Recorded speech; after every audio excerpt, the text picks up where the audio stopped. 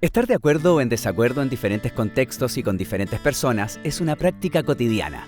Pero, ¿qué hace que recordemos ciertas conversaciones y no otras? ¿Cómo nos hemos sentido en cada una de ellas? ¿O con qué me he quedado al final de dichas conversaciones? Eso es lo que trabajaremos en este video. Un sello característico de una apasionante conversación o vehemente discusión es la capacidad de argumentar. Esas razones que te dejan pensando y que hacen que tu opinión se vuelva a reformular es lo que un buen argumentador hace. Hoy nos vamos a centrar en la distinción base para ser un buen argumentador desde la filosofía, y para ello explicaremos los siguientes conceptos: descripción, definición y explicación. Estos nos van a permitir poder estructurar desde lo más simple hasta lo más complejo. También explicaremos la diferencia entre vaguedad y ambigüedad en el lenguaje, puesto que al argumentar, tener certezas conceptuales es esencial.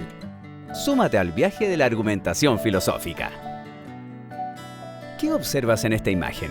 ¿Cómo es? Recuerda 3 cosas de las que hayas nombrado, porque ahora vamos a aclarar cuál de ellas corresponde a descripción.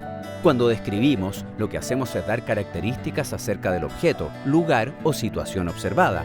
Mientras más características damos, más precisa es la descripción. Por ejemplo, si dijiste hay mar, es correcto, pero si dijiste mar azulado, arena blanca, sol en el horizonte, cielo rojizo, sin duda que una persona que nunca ha estado ahí puede formarse una imagen de lo que le comentas. Y es que las descripciones permiten que incluso sin haber tenido la experiencia, puedas comprender el mensaje emitido. Las historias policiales, las series de suspenso o misterio ponen mucho énfasis en esto.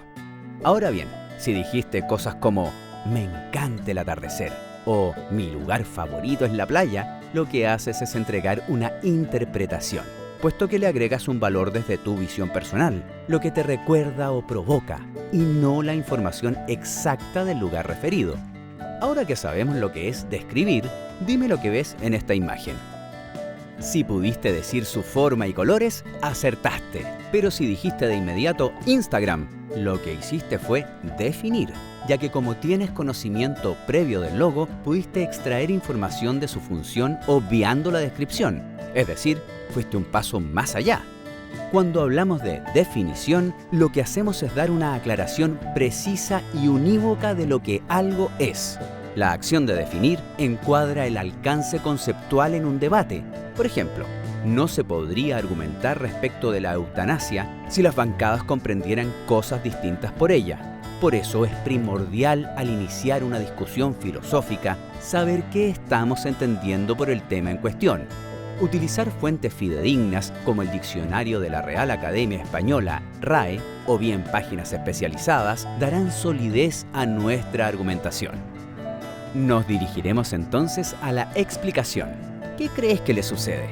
¿Qué te hace pensar eso? Si lograste diagnosticarla, entonces lo que hiciste fue reunir la información y llegar a su causa, y eso es lo que hace una explicación. Cuando llegamos a su causa, podemos comprender el fenómeno estudiado, describir o proyectar su proceso.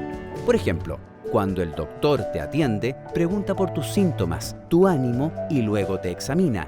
Luego de eso empieza a realizar un razonamiento que le permite descartar posibles diagnósticos, según la información que posee y tus características como paciente. Luego de eso, te dice cuál es tu diagnóstico y receta medicamentos. Todo esto lo pudo hacer gracias a su deducción. Ahora bien, ya hemos diferenciado los 3 conceptos basales para argumentar, pero hemos dado por supuesto nuestra herramienta fundamental, el lenguaje. En las disciplinas de las humanidades, un riguroso uso del lenguaje es de vital importancia. De hecho, esa es una de las críticas que nos hacen las disciplinas científicas. ¿O acaso nunca has tenido dudas en tu prueba de desarrollo? ¿Cómo saber si estoy siendo preciso y sólido en mis respuestas? Comencemos. Observa este cuadro comparativo. Vaguedad. Una palabra es vaga en la medida en que hay casos, reales o imaginarios, en los que su aplicabilidad es dudosa o no es decidible sobre la base de los datos dados y debe resolverse con información lingüística adicional. ¿Cómo definirías libro? ¿Cuántas páginas debe tener? ¿Solo son impresos? ¿Uno o varios autores? ¿Te das cuenta? Ambigüedad. Una palabra es ambigua cuando posee más de un significado y por tanto es necesario aclarar cuál de ellos está en uso según el contexto. ¿Te das cuenta? Vayamos ahora a la síntesis, para que la próxima vez que estés en una conversación o debate te sientas más preparado y sepas cómo sentar las bases de tu argumentación. Para construir tu argumentación filosófica, desde lo más simple a lo más complejo, te recordamos los conceptos claves trabajados hoy. 1. Describir, definir y explicar son acciones distintas, con alcances específicos. 2. Describir nos entrega características determinadas sin valor personal. Definir nos permite saber el significado y función del objeto en cuestión. Y explicar reduce el fenómeno a su explicación casual. Presta mucha atención al diálogo y establece las diferencias. 3. Una vez que has definido el concepto en cuestión, puedes comenzar a argumentar. 4. El uso del lenguaje debe ser riguroso, evitando vaguedad, falta de información y ambigüedad, más de un significado. Estos son los primeros ladrillos de la construcción de la argumentación filosófica. Con estas herramientas puedes empezar a practicar y dejar a todos sorprendidos con tu arma secreta, llamada argumentación filosófica.